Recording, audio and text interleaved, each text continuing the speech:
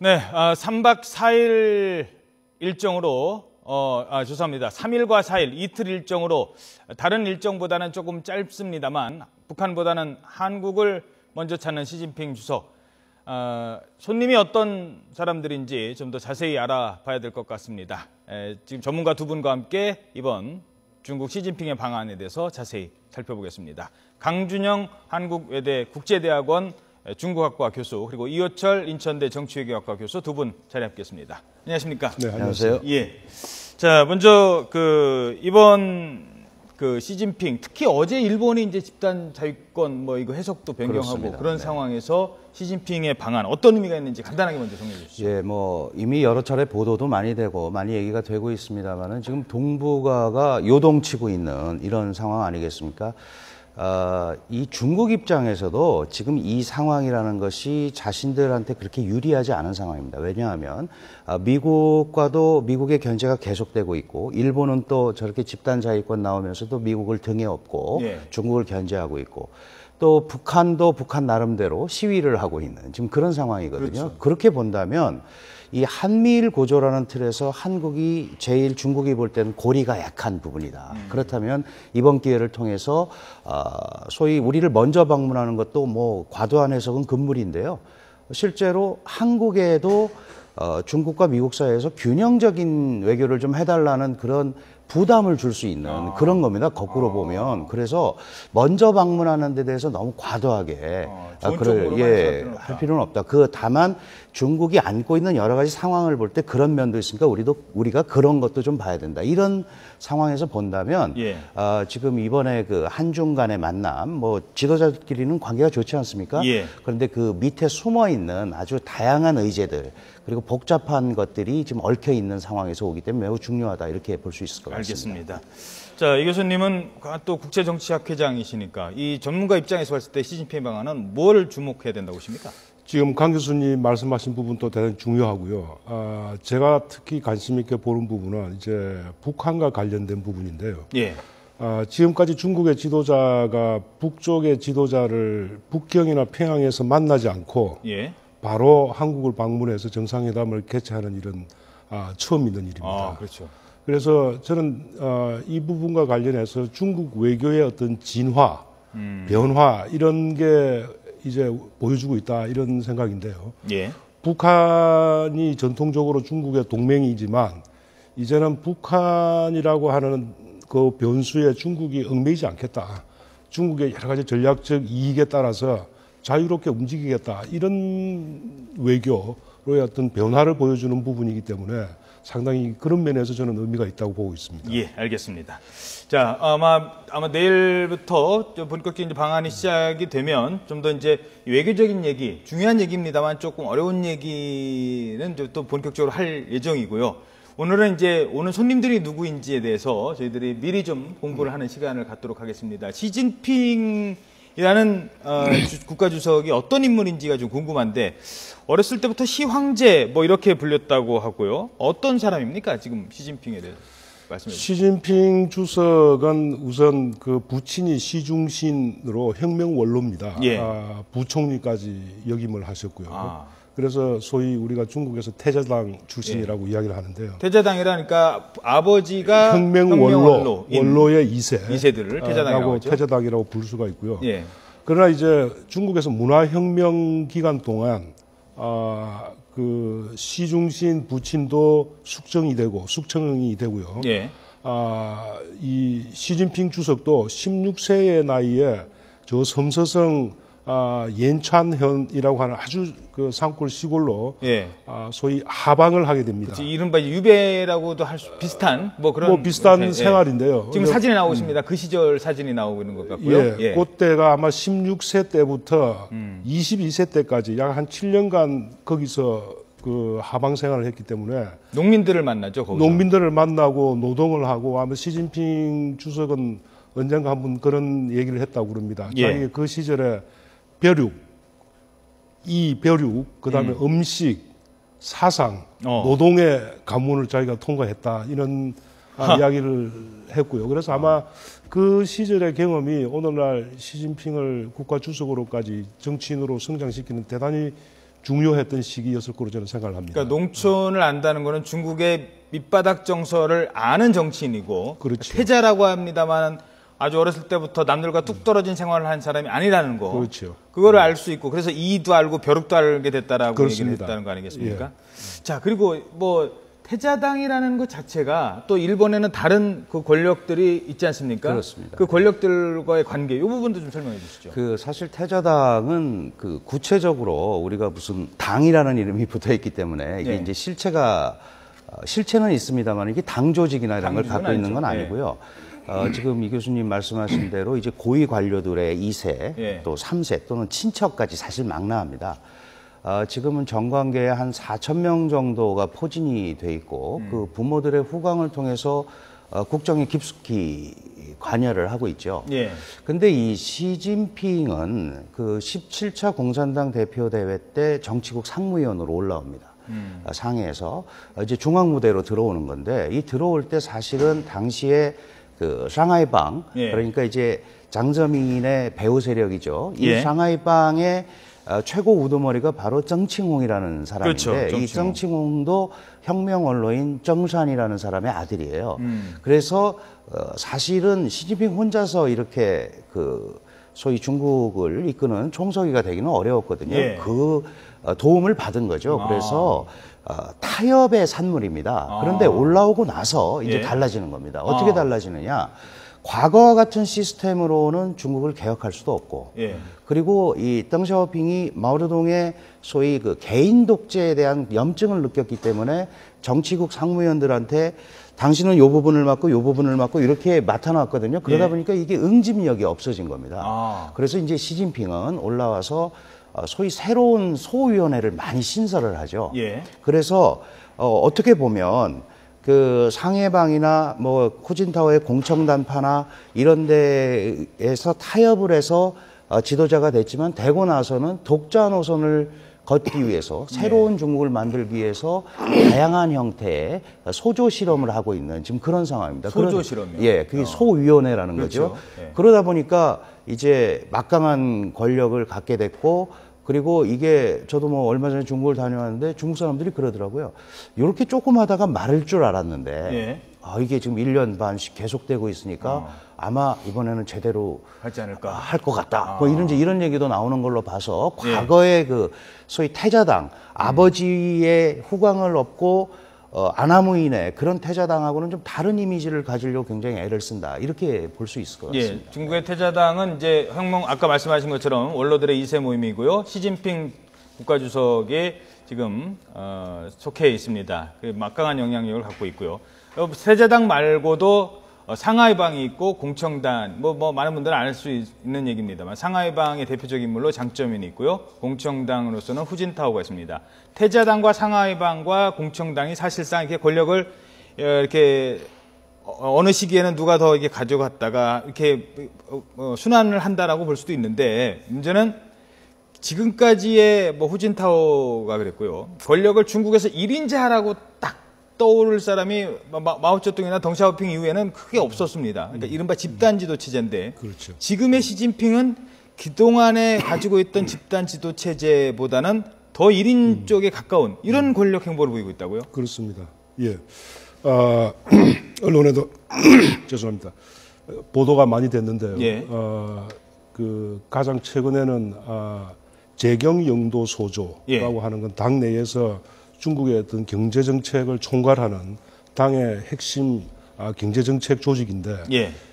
관례적으로 이 부분은 총리가 맡아왔습니다. 예. 그래서 리커창이 만든 게 이제 관례인데 예. 이 조장도 지금 말하자면 시진핑 주석이 직접 조작을 맡았고요. 그렇죠. 그 이야기는 당, 정, 군뿐만 아니라 이제 경제까지도 맡게 되고 또 우리가 잘 알다시피 최근에 국가안전위원회를 신설해서 군, 경찰, 정보기구 모든 것을 통괄하는 예. 그런 기구를 만들었고 거기에 주석직도 본인이 취임을 했고요. 예. 그래서 뭐 시황제다 이렇게 시황제. 부르기도 하는데 좀 특이한 부분은 사실 그 마오쩌둥 시기에 중국을 들여다보면 항상 이 대립 구도가 있습니다. 그게 우리가 홍과 전의 갈등이다 이렇게 이야기하는데 예. 여기서 홍이라고 하는 것은 혁명 노선을 계속 이어나가야 된다. 홍자. 예. 이제 마오쩌둥이 혁명. 그 대표 주자죠. 그 전이라고 하는 것은 어떤 실용주의, 개혁, 예. 안정 예. 이런 쪽을 이제 주장하는 어떤 예. 정치 노선인데요. 예. 이 홍과 전이 늘 이렇게 반복적으로 갈등하고 대립하는 구도가 있습니다. 이 전을 대표하는 사람은 덩샤오핑입니다. 덩샤오핑이죠. 예. 지금 시진핑은 이 두 분을 다 자기의 어떤 지도 이념으로 끌고 가겠다. 예. 그러니까 마오와 덩샤오핑을 그러니까 개혁만 일관되게 가겠다는 것도 아니고 마오쩌둥의 어떤 사상, 뭐 최근에 다시 대중 노선을 강조한다든지 마오쩌둥이 그 강조했던 어떤 혁명의 이념, 홍의 이념도 가지고 가고 또 덩샤오핑이 시작했던 어떤 개혁의 길도 같이 걸어가겠다. 그래서 아마 정좌 경우 뭐 이런 표현들을 쓰죠. 예. 정치적으로는 좌익이고 경제적으로는 우익이다. 알겠습니다.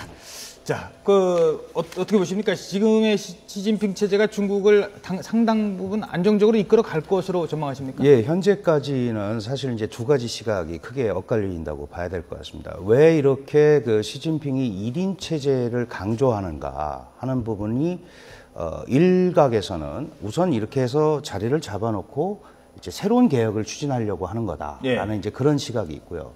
또 한 시각은 결국은 새로운 시진핑식 권위주의가 탄생할 거다. 이렇게 이제 크게 두 가지 시각이 있는데, 지금 이제 특별한 문제가 없으면 시진핑은 이번 5년, 그 다음 5년을 중국 최고 지도자를 하게 됩니다. 그렇다면 이게 혼자 될 수는 없잖아요. 그렇다면 결국은 지금 말씀하신 그런 상해방 세력이라든지 공청단 세력, 물론 그게 지금 이렇게 나누는 게 큰 의미는 없습니다. 왜냐하면 새로운 지도자가 나오면 그 지도자에 맞게 재단이 다시 되고 이합집산이 되기 때문에 큰 의미는 없지만 어쨌든 호진타오 시절에 공청단 세력들이 지방의 성장급으로 많이 나가 있거든요. 그렇죠. 그 사람들이 이제 다음에는 중앙으로 올라오게 되는데 거기에서 어떻게 그 사람들의 보좌를 받으면서 이거를 중국을 자기가 강조하는 중국의 꿈을 이루기 위해서 가야 될 거냐 하는 부분이 이제 향후에 이제 문제가 되는데 현재까지는 이 지지도나 이런 걸 봐서는 상당 부분 안정적인 모습을 보이고 있다 이렇게 봐야 될 것 같습니다. 알겠습니다. 자, 이제 두 번째 인물이죠. 바로 펑리위안. 사실 중국에서 시진핑의 인기도 인기지만 퍼스트레이디 펑리위안의 인기가 아주 대단하죠. 일단 뭐 잠시 뒤에 저희들이 자세히 다루겠습니다. 그 중국에서의 퍼스트레이디의 그 어떤 이미지, 역할 이런 거는 어떻습니까? 되게 관례적으로 중국의 덩샤오핑 장점인 후진타오 이렇게 과거 지도자들의 퍼스트 레이디들은 전면에 나서질 않습니다. 조용히 뭐라고 그럴까요? 지내고 또 이렇게 공개적인 자리에 잘 나서질 않는 게 은둔형 그렇습니다. 나달지 않는다. 그렇습니다. 그러나 이제 지금의 시 주석의 영부인 펑리위안은 사실은 결혼 이전에 이미 널리 알려진 국민 가수였거든요. 그러니까 중국의 많은 인민들이 사랑을 받던 그 대중 가수였기 때문에 영부인이 된 이후에도 그런 어떤 연예 활동을 계속 하고 있고 또 다른 신분은 군인이거든요. 예, 알겠습니다. 자, 그러면 펑리위안이 누군지 이른바 그 영부인이라고 하는 펑리위안, 중국의 영부인 퍼스트레이디가 누군지 저희들이 정리를 했습니다. 자, 장미정 앵커가 정리했는데요. 어떤 사람입니까? 네, 영부인을 중국말로는 이 디이프런 제1부인이라고 하는데요. 마오쩌둥이 셋째 부인이죠. 이 장칭 이후에 최근 30년 동안 중국의 제1부인들은 공개적인 활동을 자제하고 조용한 내조를 해왔습니다. 하지만 시진핑 주석의 부인 펑리위안은 달랐습니다. 지금 보시는 것처럼 역대 어느 부인보다 우월한 미모에 또 인민 가수라는 친근한 대중성을 무기로 적극적인 행보를 보이면서 중국의 제1부인 시대를 활짝 열고 있습니다. 자, 그런데 이 펑리위안, 중국 국가주석의 부인이어서 유명해진 게 아니라 원래부터 남편보다 더 유명세를 탔던 인민해방군 가무단 소속 가수였습니다. 잠시 그때 모습 보고 가실까요? 제가 이렇게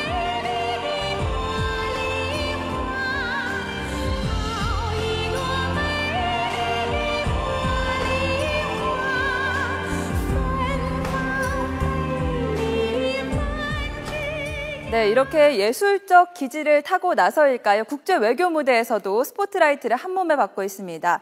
특히 탁월한 패션 감각으로 해외 순방 때마다 화제를 낳고 있는데요. 자, 이 사진 보시죠. 지난해 3월 러시아를 방문할 때 입었던 이 감색 트렌치 코트와 검정 가방 인기를 끌었다고 하는데요. 중국 브랜드 이 옷과 가방은 순식간에 품절이 됐다고 합니다. 다음 사진 보겠습니다. 아프리카에서는요, 이 치파오를 개량한 듯한 흰색 정장과 옥색 스카프를 둘렀는데요. 국제 무대에서 중국의 미를 한껏 뽐냈다는 평을 받고 있습니다. 다음 사진 보겠습니다. 올해 3월 유럽 순방 때는요, 축구 친선 경기를 관람하면서 이렇게 중국산 휴대전화로 사진 찍는 장면이 포착되기도 했는데요.